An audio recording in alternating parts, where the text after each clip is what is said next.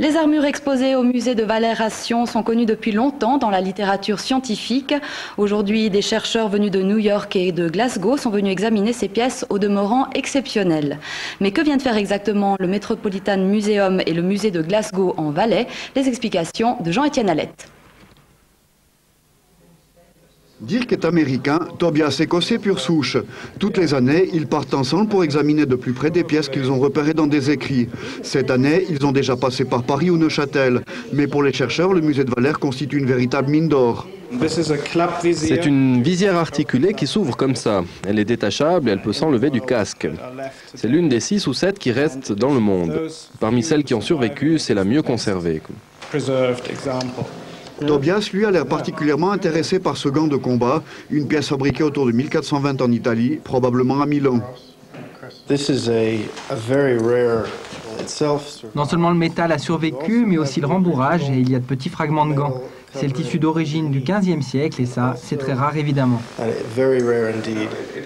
Les chercheurs ont passé encore d'autres objets au peigne fin. Cette pièce, par exemple, qui a appartenu à Georges Super Saxo, ou encore cette statuette représentant Saint-Maurice en tenue de combat, ou enfin cette épée qui symbolisait le pouvoir temporel de l'évêque. Tous ces objets ont fait l'objet de publications, alors pourquoi diable traverser l'Atlantique pour venir les voir ?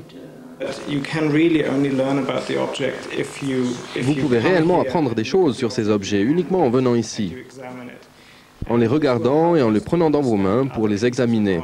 Et ça nous aide à les comparer entre eux, à les dater, à les identifier et à trouver leur origine.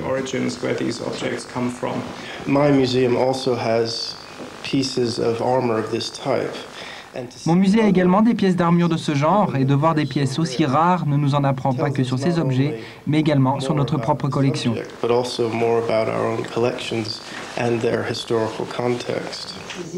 La visite de Dick et Tobias donnera lieu à un rapport scientifique. Nul doute que certains voiles de l'histoire se dissiperont de part et d'autre de l'Atlantique.